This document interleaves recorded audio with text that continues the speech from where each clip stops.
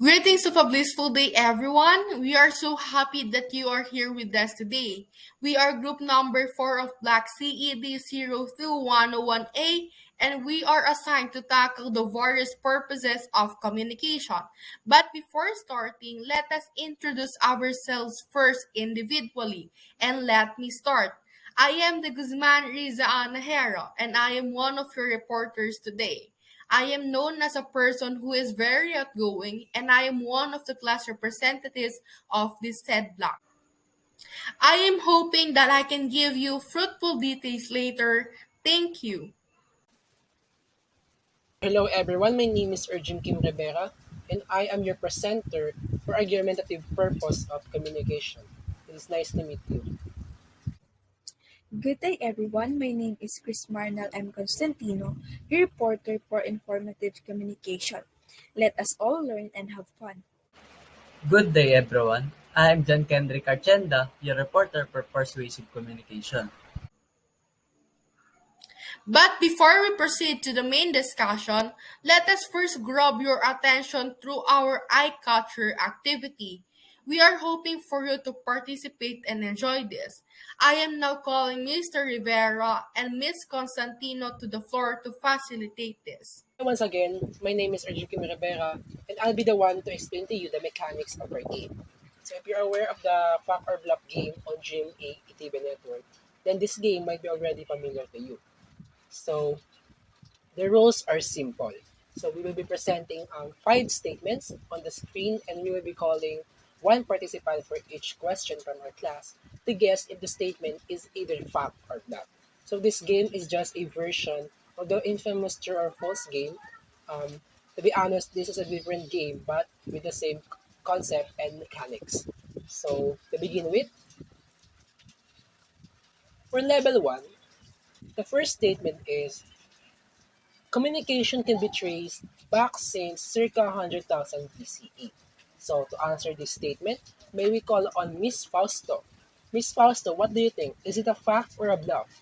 Good day. I think the answer is a fact because even in the ancient times, communication is present that it could be through nonverbal forms like rock and wood carvings or drawings using symbols.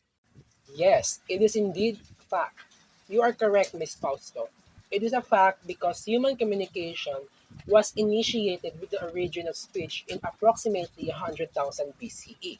So later on, symbols were developed about 30,000 years ago, which was based on the key concept of the symbol. So among the symbols used before are cave paintings, petroglyphs, pictograms, and ideograms. So it is a fact. Miss Fausto is correct. For level 2, the second statement is Graham Bell invented telegraph when he saw a falling apple while thinking about the forces of nature. May I call on Miss Soncada to answer? Is it a fact or bluff? Everyone, for me, I think it is a bluff. Yes, it is a bluff because based on what we've tackled in the first lesson, Samuel Morse was the one who invented the telegraph, while Graham Bell invented the telephone. Moving on, the next statement is informative speech aims to persuade people or the audience to adopt the speaker's perspective or stand, wherein they will use various threads of evidence and claim or alter someone's views. So to answer this statement, may I call on the presence of Miss Humadiao? So Miss Humadiao, what do you think? Is it a fact or a bluff? Good evening, I think it is a bluff. Yes, it is indeed bluff. So why is it bluff? So it is bluff because informative speech from the word itself, inform, is used to inform people by giving factual or beneficial information. So informative speech is not used to persuade or alter someone's views. Following, every living thing inhabiting Earth cannot live without communication. May I call on Miss Ogania to answer? Is it a fact or bluff? Greetings everyone, I am Cheska and I think it is a fact that every little things inhabiting in the earth cannot live without communication for the reason that it is the source of interaction between different organisms or living things in the earth. Exactly. It is a fact because no man is an island. Without communication, we can survive, we can learn new things, and we can see the world from another perspective. Lastly, for the last statement, the sole purpose of communication is to give information to one another. So to answer this statement, may I call on Miss Almario to answer? Miss Almario, what do you think? Is it a fact or a law? Hello everyone. I think communication's purpose is to inform and to express ideas. That's why my answer is a fact.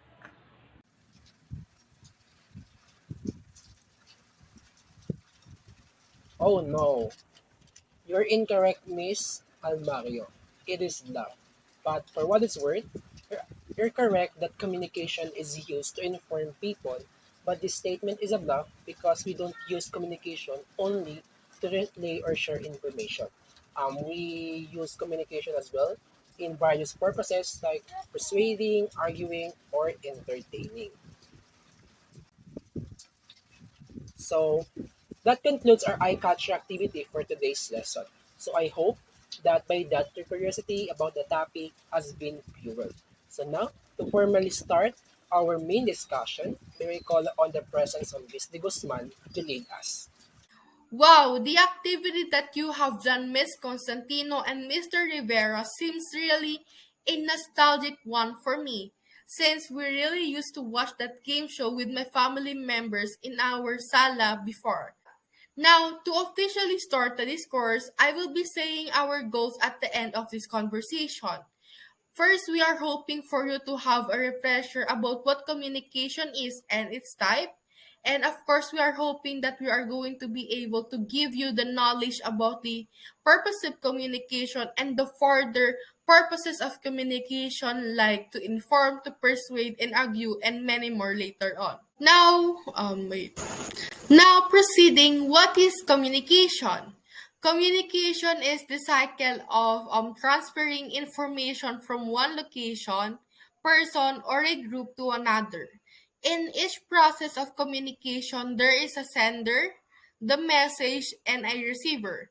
And with the said components of the communication process, it may seem that this is an easy and a straightforward process, but it is not, because it is undeniable that communication is a complex thing to do and to have, because there are barriers that present in communicating sessions, and that can be noise, or it can be the language being used by the communicator itself. So we can really say that the miscommunication is really not that avoidable. Now, communication has two types, which is verbal and nonverbal communication. Verbal communication is the type of communication where words, voice, and speaking skills are involved, because from the name of itself, it is being done verbally. This is the most common type of communication that we can see that is present in our community. Meanwhile, nonverbal communication is the type of communication process wherein the body languages, the gestures, and the facial expressions underlies. This is a type of communication process that is more likely to use a signal to convey messages. Now, the different purposes of the communication that we will be highlighting in this discussion are to inform, to persuade, and to argue. Moving forward, let us discuss purposive communication. According to Bashan in the year 2022, purposive communication is the practice of using different communication forms like writing, speaking, and presenting for various purposes associated with the different target audiences. It is the main mode of communication that is used in the different organizations for the seamless transport of message, data, and ideas.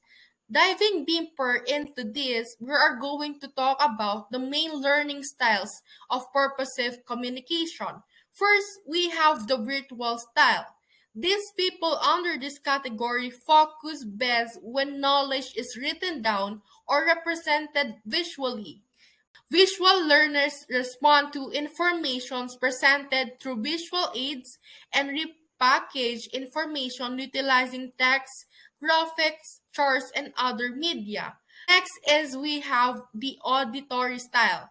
Some people, when they hear pieces of information, they can effectively process it and they are called auditory learners. They gain from spoken education, whether it comes from themselves or the teacher. And usually the auditory learners, they favor oral repetition and prefer to hear information than the other techniques. And lastly, we have the kinesthetic style. Kinesthetic learners are tactile and prefer to learn by doing or moving. And of course, given they do best when taking part in science, lab, theater production, and etc. Now, that is all I have to say for my part. May I now have Miss Constantino to discuss her part? Thank you. According to Lal and Koopman 2012, communication is designed to serve three basic functions. The first function of communication is to provide information. Due to that, we have informative communication, also called expository communication, with the purpose of imparting knowledge, clarifying information, as well as secures understanding of an idea. So the question is, how? When people share knowledge through talking about the world in which they live or a certain topic, they are already participating in the process of informative communication. For example, what we are doing right now is an example of informative communication. I, as the reporter, am giving you factual information while keeping your attention on our topic so you won't get bored, while you, as my audience, obtain valuable information that you can use even in the future by simply listening to me. Moreover, by sharing information, ignorance is reduced, or better yet, eliminated. Next, why do you think we people intend to get information through communication? According to Osborne in 2009, informative communication arises out of three deep impulses. First, we seek to expand our awareness of the world around us. If we are not aware or have no understanding of a certain thing, we seek answers or knowledge about it. For example, you are from a province and you went to Manila to apply for a job. Then you ask someone to help you so that you can adjust to your new environment. Second, we seek to become more competent. We people do not stop seeking knowledge or enhancing our skills so long as there is still space for improvement. For example, you are already a teacher, but you come to know that there is a new course in relation to your major that you didn't study way back when you were still a student. That's why you applied for that course because you want to become more competent and to keep up with your students. And lastly, we have an abiding curiosity about how things work and how things are made. Humans are naturally curious. Personally speaking, when I encounter an unfamiliar thing or something that is amazing, I become curious and immediately find answers that satisfy my curiosity. So, in other words, we always seek answers about the things we are unaware of or unknowledgeable about through the process of informative communication. Let us now move forward to the four types of informative speeches or communication. 1. Descriptive speech. It contains descriptions or observations that create an accurate mental picture of a specific person, place, or thing. For example, describing your crush to a friend, or your favorite place, or your favorite band, and so on. 2. Demonstrative speech. It is intended to teach the audience a step-by-step procedure of an activity. For example, watching the tutorial to cook adobo on FB Live. Oftentimes, we encounter this in an educational or operational situation. 3. Explanatory speech. This type of speech explains, describes, and informs the audience about the given topic, focusing on the questions how and why.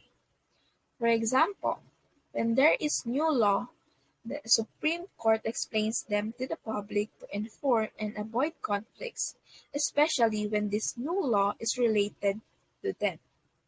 And last but not the least is the definition speech. It is used to educate the audience to be able to understand the main points of a topic. It can be done by stating the meaning, concept, idea, and point of view of a specific subject. One best example of this is teaching. Now, let's talk about the subjects or nature of informative communication. According to Lucas 2012, providing information usually deals with objects, processes, events, and concepts. So let's delve into it one by one. Objects may include anything that is visible, tangible, and stable in form. They may be non-living or living, such as places, structures, animals, and even people. It is the subject in a descriptive type of informative speech. 2. Processes may comprise any systematic series of actions that lead to a specific result or product. Communication about processes explains how something is made, how something is done, or how something works. For this one, it is the subject in a demonstrative type of informative speech. 3. Events. It can be anything that happens or is regarded as happening, while it is the subject of an explanatory type of informative speech. Lastly, concepts. It may consist of beliefs, theories, ideas, principles, and the like. They are more abstract than objects, processes, and events. And this is the subject of the definition type of informative speech. And of course, if we have the subject, we also have formal situations requiring informative communication. According to Lucas 2012, speakers find a variety of opportunities for giving the following types of informative speeches, namely public lecture, status report, briefing, fireside chats, and chalk talk. The public lecture is a result of a person's special interests or expertise. For example, a politician is invited to a public lecture about leadership training. He may share his own experience and lessons about leadership training. Next is the status report. It is mostly used in business or in an organization. For example, every group must be kept up to date on its various projects indicating what has been accomplished so far and what exists for the future. The briefing is used commonly to tell members of a group about changes in policy or procedure.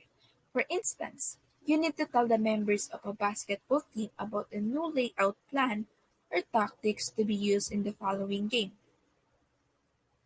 Next is the fireside chat. Usually features a group leader addressing the concerns, worries, issues at the moment. For example, the school principal might schedule a fireside chat with the parents of the students to review school goals and policies. And lastly, chalk talk. The speaker giving chalk talk relies on a visual aid, such as a chalkboard. For example, imagine a director using a chalkboard and outlining and explaining the plans to present a stage play. Moving forward, let's proceed with guidance for informative speaking. According to Job 2010, 1. Do an obstacle analysis of the audience. Plan ways, plan ways to deal with each obstacle by identifying internal barriers and working on the unclear parts to be easily understood. 2. Organize the material carefully. State your major points clearly and build on signposts that can help them identify the flow of ideas. 3. Personalize your material to your audience. Help the listener see the connection between your topic and their own experiences, goals, beliefs, and acts. If they find the information as personally relevant to them, they will be more likely to listen and learn effectively. 4. Compare the known to the unknown. Start what is familiar to your audience and build on this foundation by showing similarities and differences between your topic and what your audience or listeners already know. 5. Choose your vocabulary carefully. Avoid words that could trigger unfavorable connotations. Bewildering your listeners with technical information or incomprehensible jargon by defining your terms and explaining them in everyday concrete images. 6. Build on repetition and redundancy. Repeat and redefine the critical parts of the message to reinforce these crucial points in your listeners' or audience minds, and take note of things that needs to be remembered. Lastly, strive to be interesting. Search for some ways to enliven your factual material and engage your audience in a conversational manner with the topic to efficiently relay the information to them. Therefore, in simple words, to become an effective informative speaker, we must remember three main things. First, avoid persuasion because we are only informative speakers who convey accurate information to the audience in a way that is clear, interesting, and beneficial to them. Second, even though we are informative speakers, we must avoid information overload because it will hinder our audience or listeners from fully understanding and being interested in what we're trying to say. And lastly, we must engage our audiences by making them feel part of the topic which is relevant to them because without audiences, there will be no communication. And that is all in my part. Thank you for listening. Let me introduce myself again. My name is Erjin Kim Rivera, and I'll be the one to discuss the second purpose of communication from our list. So, as you can see in the screen, the second purpose is called argumentative communication. So, before we embark on our discussion, let us first debunk the meaning of argumentative. So, the word argumentative is composed of two morphemes, a root word and a suffix. So, the root word is um, literally or obviously argument, which refers to any discussion or conversation between two people with two opposing views. So these views can be about one thing like politics, nature, or pop culture. So the next morpheme is a affix, which is a suffix, ative. So this suffix is commonly used to transform noun to a adjective. So with this information that we gathered, we can conclude that argumentative is an adjective word which describes something, typically people and written works, that presents an argument or perspective. So people who are using argumentative communication are often described as angry or easily frustrated. But I believe it's a wrong conception or perception of argumentative people. So in this lesson, we will learn all things about arguments and how is it one of the purposes of communication. So to start, let me ask a question first. What is argumentative communication? So as you can see in our screen, as stated in our slide, argumentative communication is used for justification rather, or convincing someone to believe in your point of view or perspective. So in argumentative communication, you are persuading someone to believe in your stand. So contentious, or otherwise known as argumentative, is persuasion, but of course with reliable and factual evidence. So argumentative communication, of course, comes in many forms and examples. As you can see in the screen, there are three present examples you can see. So the first one is speeches, second one is essay, and the next one is debate. So argumentative communication can be seen through verbal speaking or even in writing. And I think you're already aware of it. So the first example of argumentative communication is speech. So speech is the expression of our thoughts and ideas through speaking and gestures. So Speech is a formal address that is delivered to an audience. So speech cannot be speech without an audience. So a speech contains specific topic that is always discussed about by someone who presents his side about a matter or a issue. So one example of a speech is a student talking about bullying in front of many people, um, and how bullying negatively affects one's mental or social health. So in that example, the speaker must support his stand with research and facts to persuade the audience that bullying is affecting someone's health negatively and directly. So the following example of argumentative communication is an essay. So I think we're all familiar with essay. So when we are in high school or even in elementary, our teacher always makes us write essays about a particular topic so that we can freely share our ideas and thoughts.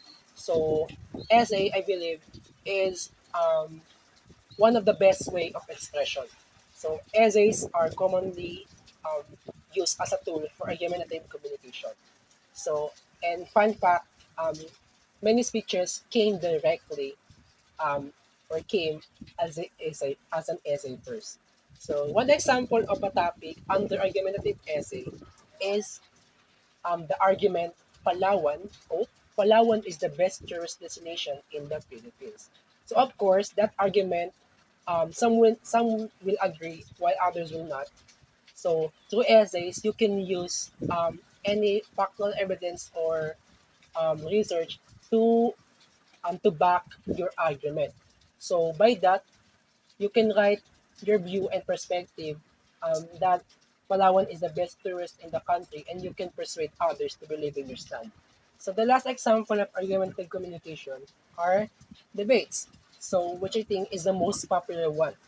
So if you heard about arguments, the first thing that comes to your mind is, I think, is debate, because debates are commonly consist of countless of debates. So, but first, what is a debate? So debates are discourses between two people or a group of people about a specific topic. So debates contains formal process of arguing, and it is commonly held in public meetings, academic rooms, or even in debate halls. So great example of debates are the presidential debates, senatorial debates during any elections. So what are the most usual topics of debates? So there are four popular topics for discussion in any debates. The first one is the death penalty or the capital punishment. The second one is any environmental issues like climate change or foresting. So the third one is about the healthcare issues like abortion or sex education. And last one is the gender issues containing gender equality issues or the LGBTQIA. So those are the prominent examples of argumentative communication. So the next topic that I will discuss will be the types of argumentative communication. Types of argumentative communication. In this topic, I will be talking about different classifications of arguing. So when we hear about the words argument or argue, the words that comes to our minds are trouble, shouting, quarrel, disagreement, or opposition. So not to deny, I'm not trying to deny that they did not define the word argument, but I also certainly doesn't mean that they are the general um, definition of argument. So the first type of argumentative communication is classified as assertive.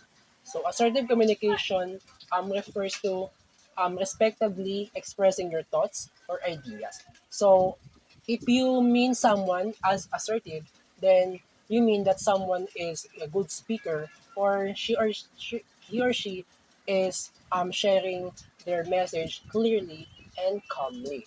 So in assertive communication, it means that you are not shouting or fighting with someone. just to prove your point. So aside from good speaking, assertiveness also refers to how we express our ideas and information directly, calmly, welcoming, and with great self-esteem. So moving on, the second type of argumentative communication is hostility. So hostility is the direct opposite of assertiveness. Hostility is it refers to the way of expressing ourselves in an unfriendly manner. So if you mean someone as hostile, you mean it as someone who's dangerous or harmful to someone. So the next type of argumentative communication is verbal aggressiveness. So from the word itself, verbal. So verbal aggressiveness refers to a type of argumentative communication wherein there is an attack verbally to someone. So the attacks can be about their appearances or their character or their competencies. So common examples of verb- verbal aggressiveness are threats like death threats, teasing or bullying, and maledictions, or also otherwise known as curses. So the remaining type of argumentative communication is passive aggressiveness. So passive aggressiveness is a type of argumentative communication which is indirect aggression. So passive aggressive means that someone is not entirely showing or explaining why he or she is angry to you or about something. So it is a type of communication wherein there is no direct response or explanation to the people. So some examples of passive aggressiveness are people who are being silent with someone who asks a question about something, or passive aggressiveness um, can also pertains to someone who is avoiding a topic by doing something else. So by doing passive aggressiveness, it results to confusion and as well as aggressiveness also, because that type of communication um, confuse someone and upset someone. So to pass the mic, may we call on Mr. Artienda. Mr. Artienda will tackle about the persuasive purpose of communication. So I hope that you learned a lot about the argumentative purpose of communication. So let's move on to persuasive communication. Persuasive communication comes from the root word persuasion. So what is persuasion? Persuasion is commonly defined as the process of creating, reinforcing, or changing people's beliefs or actions. The ability to speak and write persuasively will benefit you in every part of your life, from personal relationships to community activities and even to career opportunities. So, persuasion is an important communication skill to have because it will benefit you from every aspects of your life, and you can even use it on various situations. So earlier we have talked about informative communication. So informative is the opposite of persuasive communication. So informative speakers fulfill the role of an expert on a topic and seek to facilitate audience understanding about it. So in contrast, persuasive speakers take the role of promoter or a proponent, advocating a particular view on a topic they want the audience to adopt. So basically, persuasion is the act of convincing others to change their point of view or follow a course of action. And in persuasive communication, it means persuading others to understand what one is trying to communicate. So now, let's move on to the elements of persuasive communication. So, Aristotle, a famous Greek philosopher, is the first to theorize about persuasive communication. He stated that there are three elements of persuasive communication, and they are ethos, pathos, and lastly, logos. First of all, what is ethos? Ethos or credibility is the Greek word for character, which means the speaker character or the speaker personality. In this element, the speaker attempts to persuade others by using authoritative and trustworthy course or support of the message. It means the credibility of the message or the credibility of the person. We tend to believe in the people we respect. And one of the important factors for persuasion is that you need to project an impression of yourself to the audience that you are someone worth listening to. In other words, making yourself into a speaker that is respectable and likable at the same time. So, for example, nowadays there are many influencers. So, if you see an influencer making a speech, because they are well known, we tend to listen to them. But if they are just random stranger, most cases people would just ignore them. So another example, in business, many businessmen hire famous people or famous actor to advertise their products. So they advertise their product to make them buy their products, and because we tend to idolize those people because we often see them on TV, we tend to believe on the advertisement. So the next element is pathos. Pathos or emotional refers to the speaker's appeal to emotions. So basically, the speaker tries to persuade or convince the audience using their own feelings, using the audience feelings. For example, by displaying photos to convince them to contribute to charitable organizations. What do we mean by that? So, on Facebook, we often see many posts that contain a picture of homeless kids, accidents, environmental crisis, to appeal to audience emotions to support a particular charitable organizations. So that is pathos. And lastly, the logos. What do I mean by logos? Logos means logical, or it involves using logic to support a speaker's statement and thereby persuading the audience.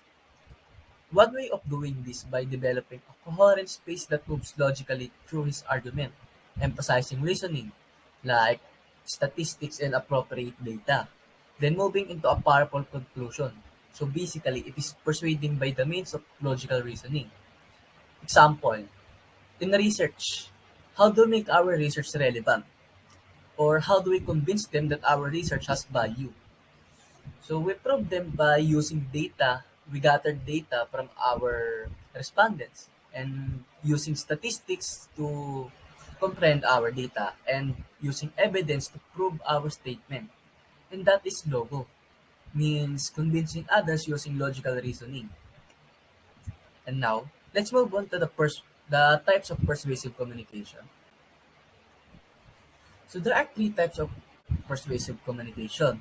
First is the speeches on question of fact. A question of fact as whether something is true or false.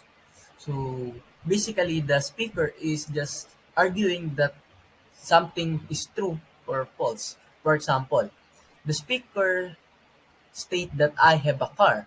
So he is arguing or he is persuading that he has a car. Or for another example, I am a lawyer. So he's stating that he is a lawyer. So he is persuading his audience that he is a lawyer. And the second is the speeches on question of value. A question of value asks for subjective evaluation of something's worth, significance, quality, or condition. In here, the speaker argues that something is good or bad, right or wrong, beautiful or ugly, boring or engaging, funny or serious, all qualitative judgment about something's significance. It addresses the individual opinion and cultural beliefs rather than proving something to be objectively true or false. So it's different from the first one where the speaker is arguing that something is true or false or persuading others that something is true. So for example, in this is that uh, in market, like you are advertising something. This product is good quality and you should buy it. So the speaker here is giving a subjective evaluation on the product. So another example, in movie, this movie is very engaging and interesting. So, as you can see, the speaker is also trying to give a subjective evaluation of a particular subject and persuading others to watch that movie, to buy that product. That is the speeches on question of value. And lastly, the speeches of question of policy. So, in question of value, it makes judgment about a topic and promotes a speaker judgment of the significance of something. In the third type, the question of policy asks what specific course of action should be taken or how a problem should be solved.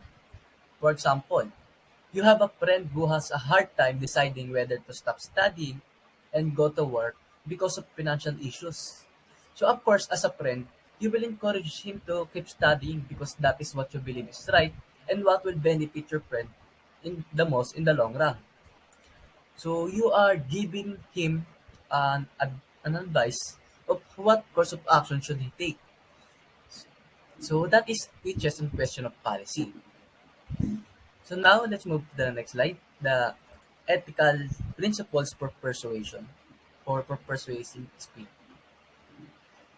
Be careful whom you trust. So because speaker needs to provide credential to show they are trustworthy and they need to demonstrate their sound credibility. So that's what I mean by be careful whom you trust because informative and persuasive, that line is very thin. You never know whether you are being informed or being persuaded. So that's why you need to be careful. Second, speaker's message must meet the standard of reasonableness. So what do I mean by that? So as a persuading, you need to be reasonable on what you are saying. And the third one is that you in your message are persuasive if you have a long positive history. So in business, why how do we believe a particular company? We believe in them because of their success and then in their history. They are well known because they have many success transactions. So number four, always be careful of your audience. So what do I mean by that? So always respect your audience and follow the golden rule will help you avoid ethical problems. So if you keep doing properly your business, then you will have no issues regarding your business. So number five, avoid fallacies. So if you always strive to use sound reasoning tempered by critical thinking, you can skillfully avoid short circuits to reasonable thoughts that are known to be fallacies. We also have discussed in the elements of what do you call this? Element of persuasive communication that what logos that we should use logical reasoning to persuade others. Let's move on to the other functions of the communications. So other than informing, persuading, and arguing, we also have other functions of communications, such as entertaining, honoring, or praising, specifically those that mark the day-to-day life hypons that stand out above our ordinary routine. So they are the situations that have a celebration, unlike the normal day-to-day life. For example, weddings, funerals, graduations, and award ceremonies. And these occasions are very special to the people who take part in them. So, aspects of other functions of communications. Its primary purpose is to perform a ritual. It uses highly stylic or ornamental language. The organization has fewer obvious transitions between main points and relatively short and creative in nature. The formality depends on the speaker. So that's all. Thank you for listening. And that would be all for the discussion, and we hope that you are able to learn something from us. And here is our reference list during the discourse. Thank you for being with us today and take care.